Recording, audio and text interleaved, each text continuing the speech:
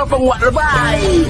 Awas, tangkap iblis. Islam tidak senang orang kembali kepada Al-Quran wa sunnah ala fahmi salaf. Perhatikan, syaitan, iblis tidak senang orang kembali kepada Al-Quran, sunnah ala fahmi salaf. Setan, iblis tidak senang orang selamat dunia akhirat, gak senang. Orang kafir juga demikian, gak senang. Makanya mereka berusaha untuk apa? Untuk menjauhkan manusia dari pemahaman yang hak ini dengan mengatakan apa? Wahabi, teroris. Yang kita hadapi hari ini, termasuk jaringan-jaringan teror itu semua 100% anggota jaringan teror ini semua Wahabi Salafi. Saya pastikan. Oh no. 100%, kalau perlu 200%.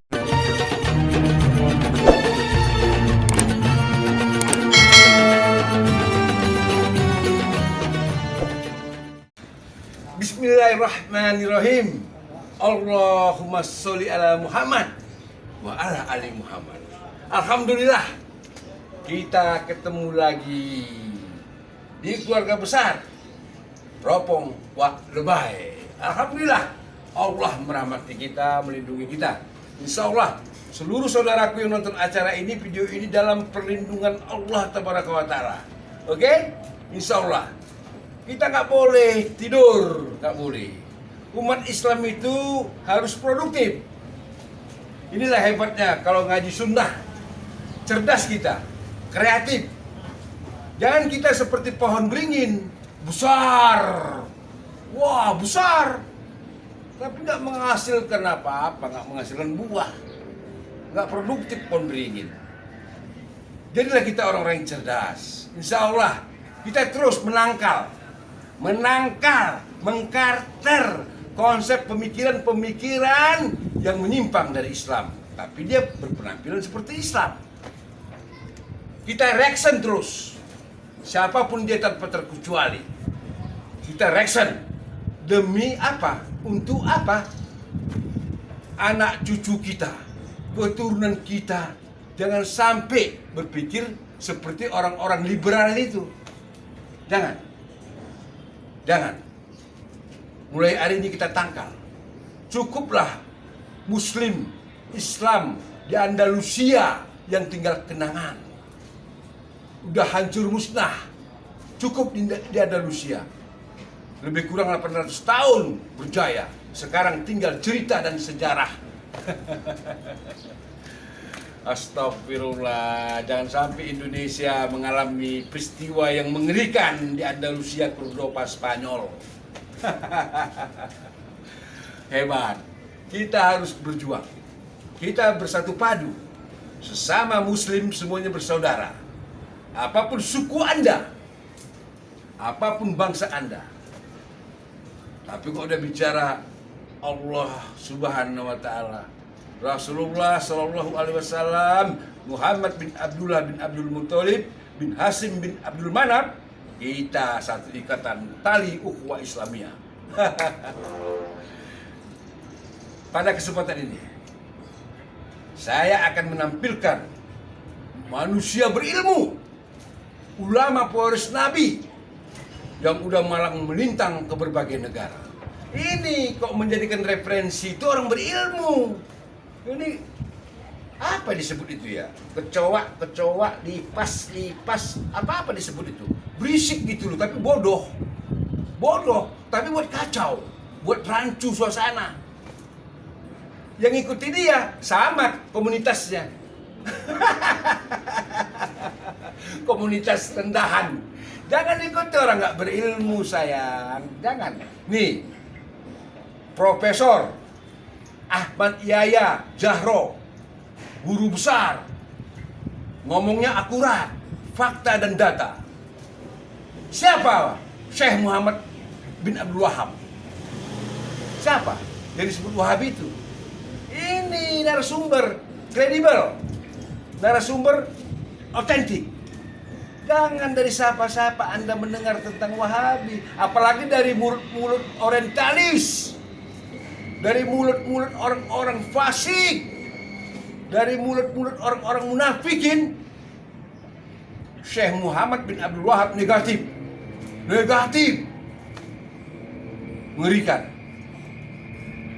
Memang ada sejarah Syekh Muhammad Abdul Wahab yang digelar Wahabi itu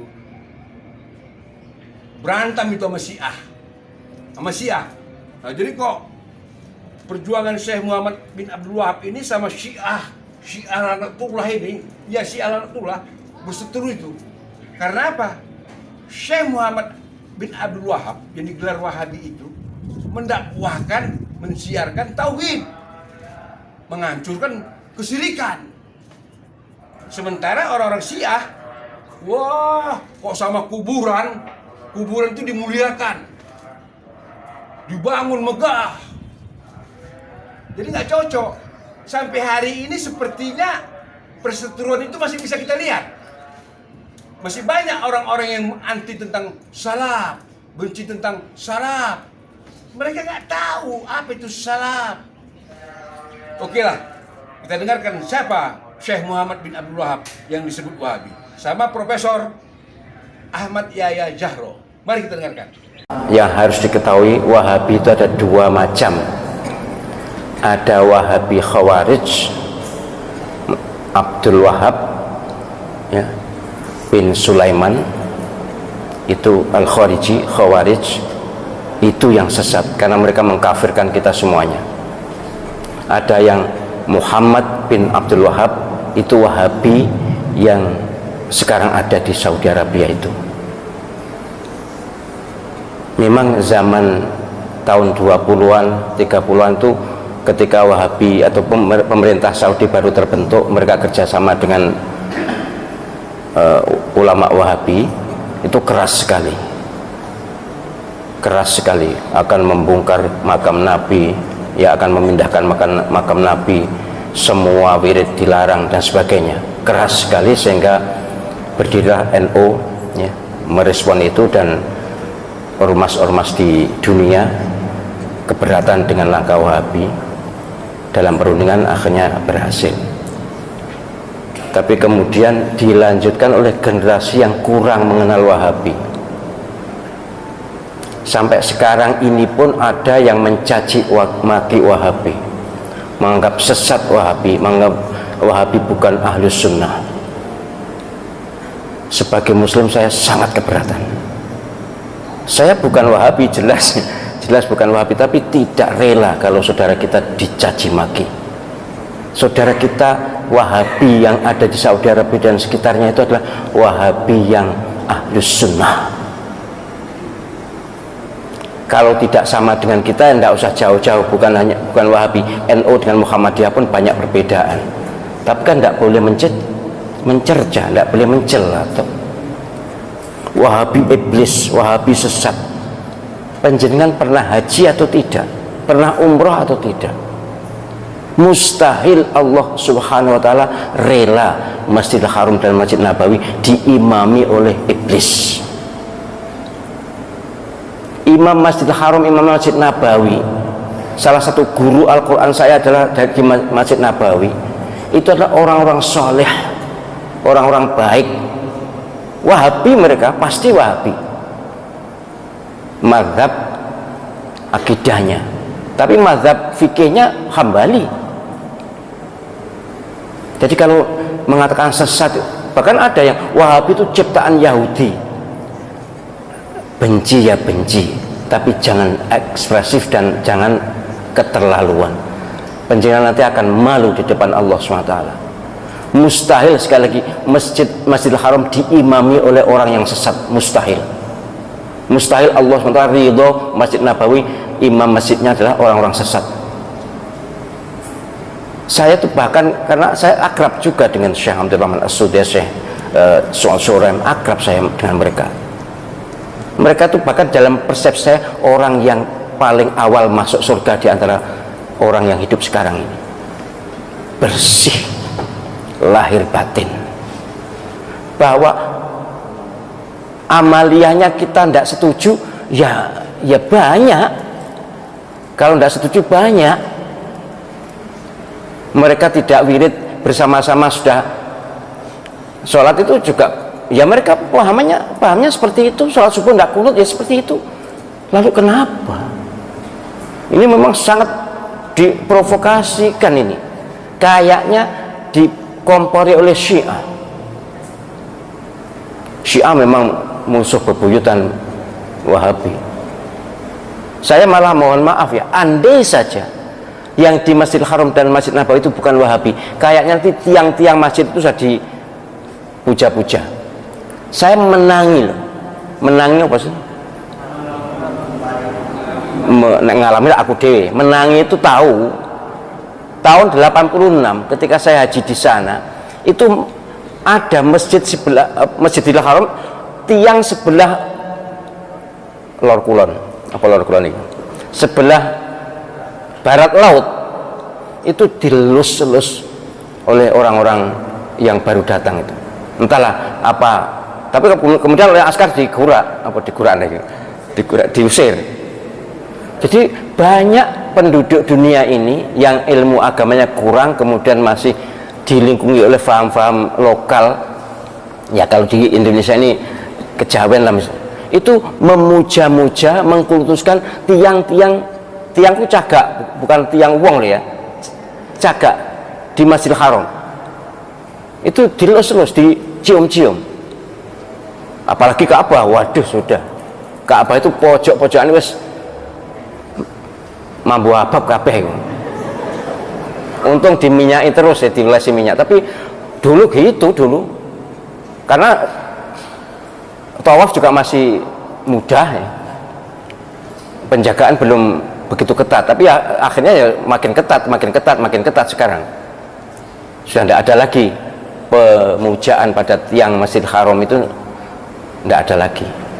Yang mencuri-curi memang masih ada, misalnya Makom Ibrahim itu ada yang mencium-cium, ngelus-ngelus, kemudian dengan sapu tangan lalu diusapkan muka, masih ada. Siapa yang ikut Nabi dan para sahabat itu Ahlus Sunnah wal Jamaah. Ada yang menyebut Ahlus Sunnah saja, ada yang menyebut Ahlus Sunnah wal Jamaah. Oh, nah, Ahlus Sunnah wal Jamaah NU. Iyalah NU Ahlus Sunnah wal Jamaah, tapi bukan hanya NU. Yang Ahlus Sunnah wal Jamaah itu bukan hanya NU. Orang Saudi, orang Mesir, orang Libya bukan NU juga ngaku Ahlus Sunnah wal Jamaah kok. Saya itu sudah bergaul dengan segala segmen masyarakat di dunia ini, sudah tahu. Mereka juga menamakan Ahlus Sunnah wal Jamaah padahal mereka bukan NU. Jadi orang-orang NU ya jangan merasa Ahlus Sunnah wal Jamaah dewe. Kan ada kemarin ceramah begitu. Itu berarti dolane kurang atuh. Nek ngaji ini biasanya wong NU wis tutup biasanya. Ngaji ini wis tutup. Sekolah embuh, tapi yang jelas kurang gaul. Saya berharap siapapun yang mengaku beriman dan Islam, jangan memusuhi saudara sendiri. Jangan memusuhi saudara sendiri. Ayo kita bersatu walaupun berbeda baju. Ayo kita kompak walaupun berbeda organisasi. Ayo kita bersaudara. Innamal mu'minuna ikhwatun fa aslihu baina akhawaykum wattaqullaha la'allakum turhamun. Ini firman Allah SWT dalam surah Al-Hujurat ayat 10. Sungguh orang-orang yang beriman ini adalah bersaudara. Maka harus damai dengan sesama saudara.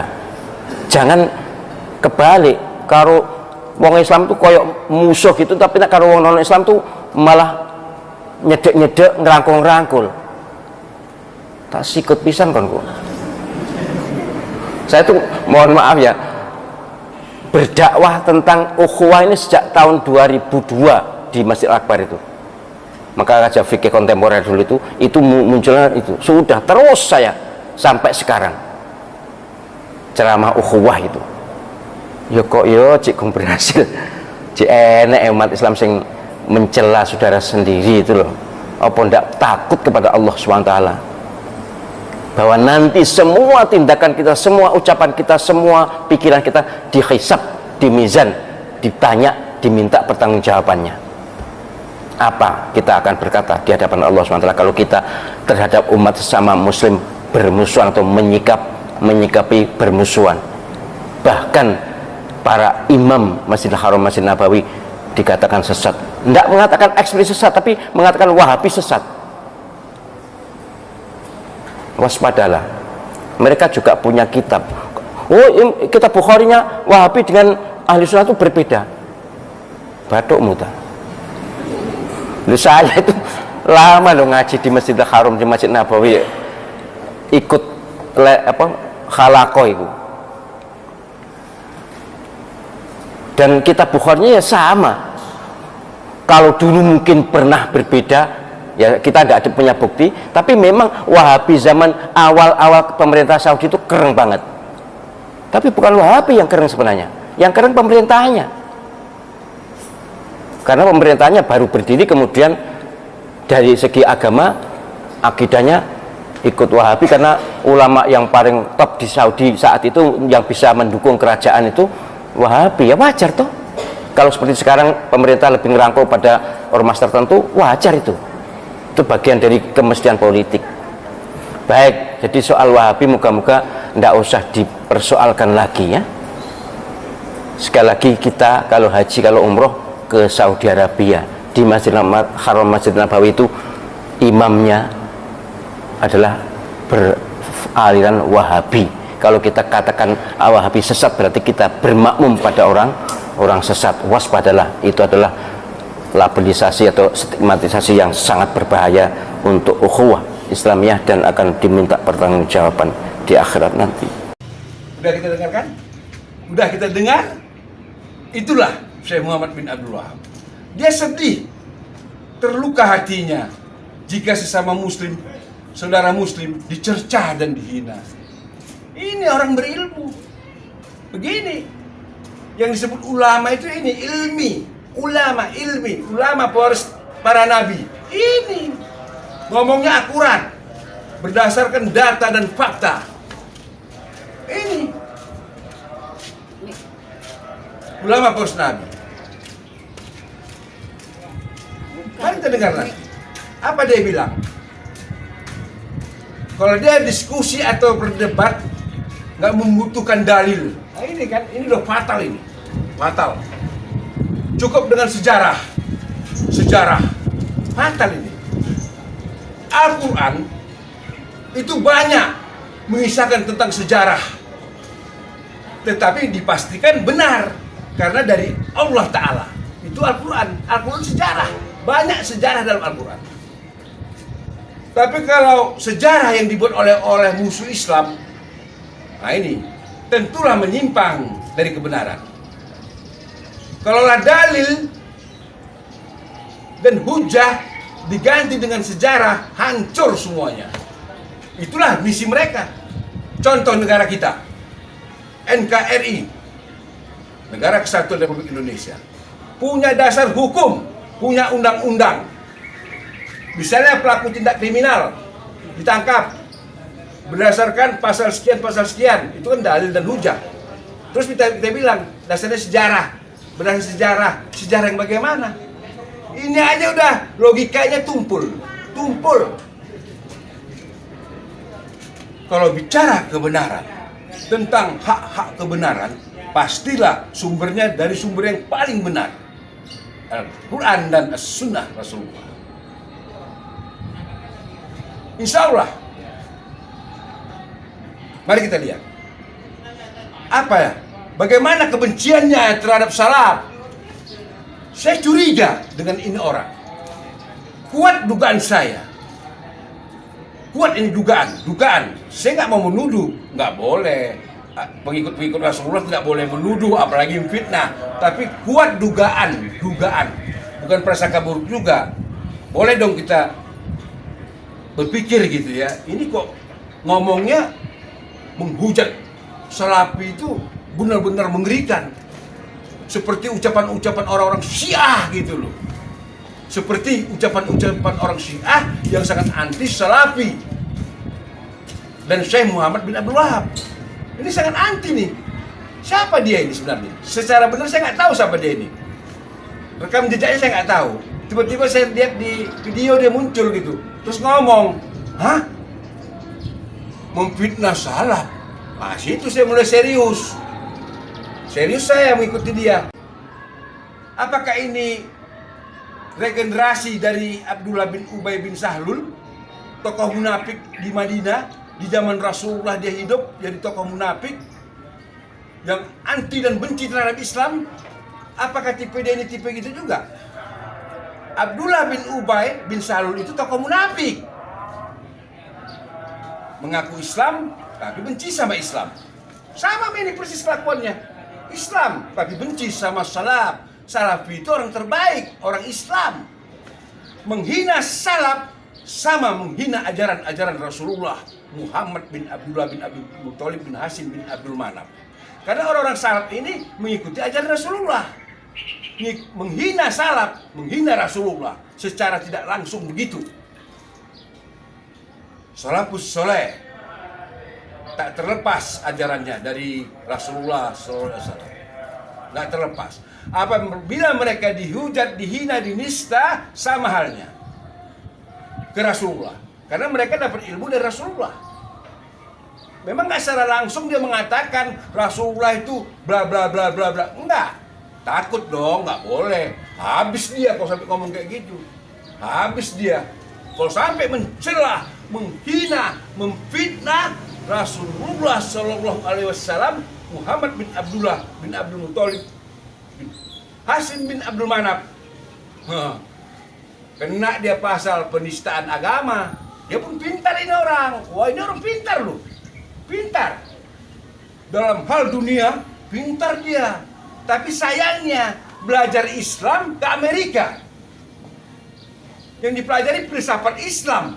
Jauh kebenarannya dari sumber yang aslinya di Saudi Arabia. Oke deh, mari kita ikuti. Apa komentarnya? Kemudian ajaran-ajaran seperti ini yang dibawa ke negara kita, berusaha untuk menghajar Nahdlatul Ulama. Karena apa? Salah seorang akademisi dari Tillman University, ini bukan orang Islam, juga bukan orang NU yang mengatakan demikian, namanya Phil Caruso. Phil Caruso mengatakan kalau ingin menumbangkan Indonesia, maka harus ditumbangkan dulu Nahdlatul Ulama. Saya memang banyak sekali menggunakan metode pendekatan sejarah, Pak, Bapak Ibu sekalian. Karena kebetulan studi saya tentang sejarah dan filsafat Islam di Amerika, jadi saya betul-betul menggunakan metode pendekatan sejarah. Kalau pakai dalil, Pak, debatnya nggak selesai. Tapi kalau sejarah, insya Allah ikhtilafnya sedikit, khilafiyahnya sedikit. Jadi makanya saya sering menggunakan metode pendekatan sejarah. Saya memang banyak sekali menggunakan metode pendekatan sejarah, Pak, Bapak Ibu sekalian. Karena kebetulan studi saya tentang sejarah dan filsafat Islam di Amerika, jadi saya betul-betul menggunakan metode pendekatan sejarah. Kalau pakai dalil, Pak, debatnya nggak selesai. Tapi kalau sejarah, insya Allah ikhtilafnya sedikit, khilafiyahnya sedikit. Jadi makanya saya sering menggunakan metode pendekatan sejarah. Jadi jangan kaget kalau saya berani mengatakan tentang salah satu ajaran yang bernama Salafi Wahabi. Ini menjadi virus. Mengapa menjadi virus? Saya katakan menjadi virus. Saya kebetulan tenaga ahli pencegahan radikalisme, ekstremisme, terorisme di Mabes Polri.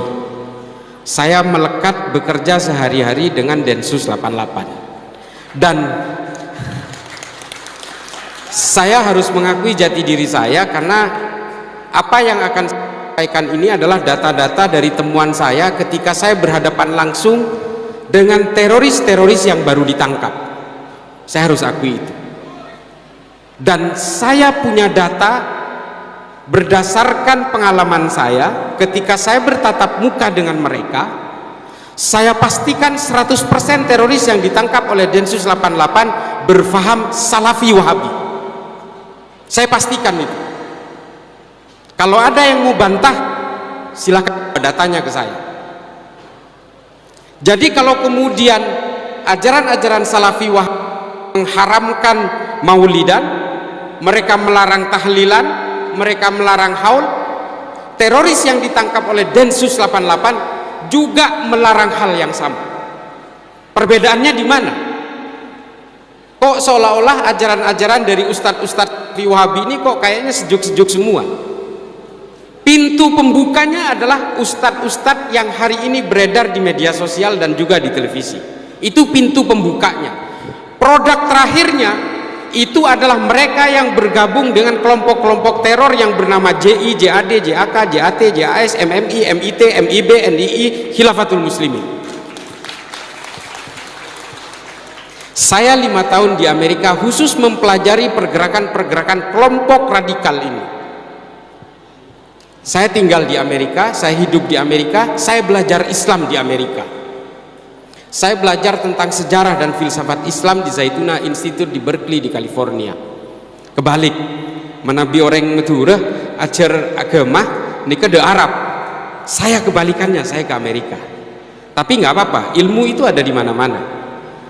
Lalu kemudian apa yang membuat ajaran ini kemudian membentuk orang untuk pada akhirnya melawan negaranya, dan mengapa kemudian ajaran ini membentuk orang supaya secara tega dia bisa menghalalkan darah orang meskipun satu keimanan sekalipun, satu tafsir sekalipun. Dan saya pastikan, wallahi ini kegula sompaan takutnya ku ngomong gula, mereka berfaham sama dengan kelompok Salafi Wahabi hari ini. Saya pastikan itu. Mereka punya keinginan untuk menjadikan negara agama yang konon katanya negara Islam. Saya tanya, kalau negara ini berdasarkan negara agama dan negara Islam, Islam yang bagian mana yang akan dipakai undang-undangnya? Kalau orang Nahdien yang berkuasa, lalu kemudian mereka melakukan maulidan, orang-orang Salafi Wahabi yang mengharamkan maulidan, apakah mau dengan undang-undang itu? Kalau yang berkuasa adalah orang-orang Salafi Wahabi di negara ini, lalu mereka mengharamkan maulidan, orang Nahdien mau? Tentu saja tidak mau, dan kemudian konflik-konflik pasti terjadi. Ketika seseorang bermanhaj salaf itu praktis tidak ikut-ikutan dengan masalah politik kekuasaan. Bagaimana mungkin dia akan berkuasa sementara tidak membahas yang terkait dengan masalah kekuasaan. Bahkan kita tidak akan menemukan kajian mereka yang terkait dengan masalah menggulingkan penguasa. Bahkan di kelompok mereka itu jangankan menggulingkan, ngerasani penguasa saja itu tidak boleh. Silakan nanti ketemu dengan saudara-saudara kita yang ngaji manhaj salaf, mereka itu untuk mencela penguasa saja tidak boleh. Jadi mereka itu mencela penguasa saja tidak boleh. Bahkan mereka itu sangat taat kepada pemerintah. Contoh misalnya pada saat Ramadan, kalau di Muhammadiyah kan pakai hisab, berbeda dengan pemerintah. Kalau salaf enggak, mereka akan ikut dengan keputusan pemerintah.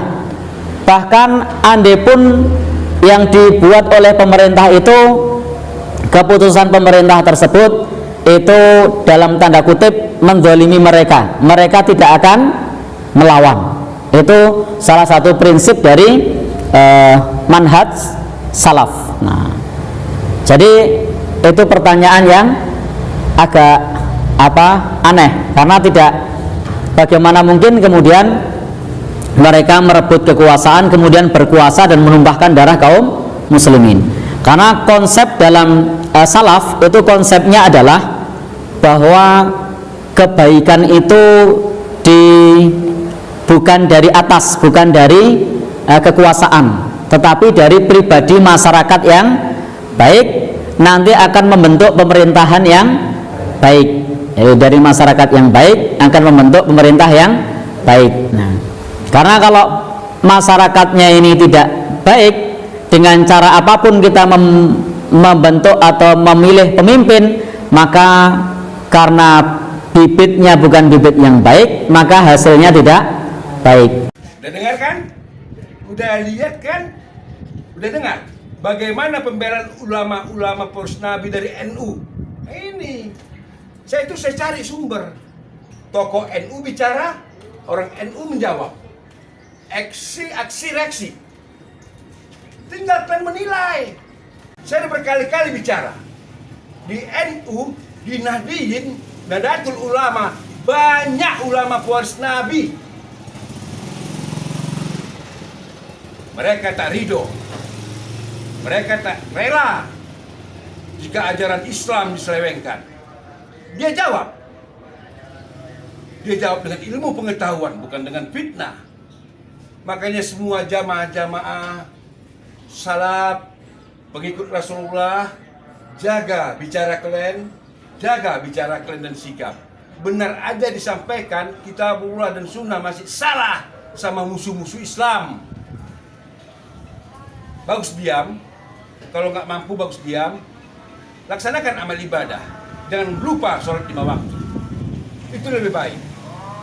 Allah akan turunkan dan tunjukkan mana yang hak, mana yang batil. Ini buktinya. Tokoh NU berilmu, ulama poros Nabi menjawab, menjelaskan bahwa salaf tak berambisi menguasai negeri untuk jadi pemimpin. Enggak, seperti yang dia fitnahkan tadi.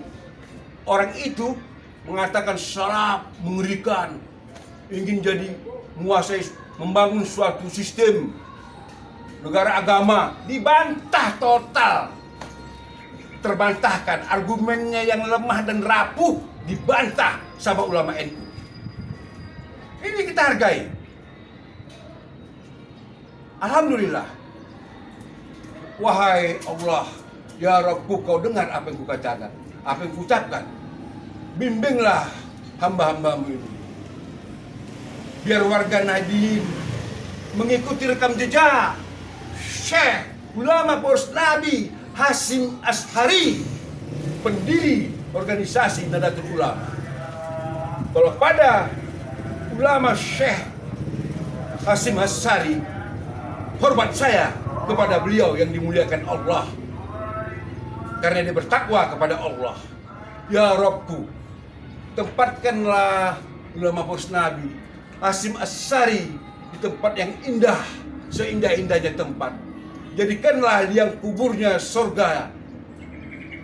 Jadikanlah surga ya Allah, karena dia beramal dan berilmu menyampaikan risalah agama Rasulmu Muhammad SAW. Ya Allah, sayangilah ulama waris Nabi. Wassalamualaikum warahmatullahi wabarakatuh. Alhamdulillahi rabbil alamin.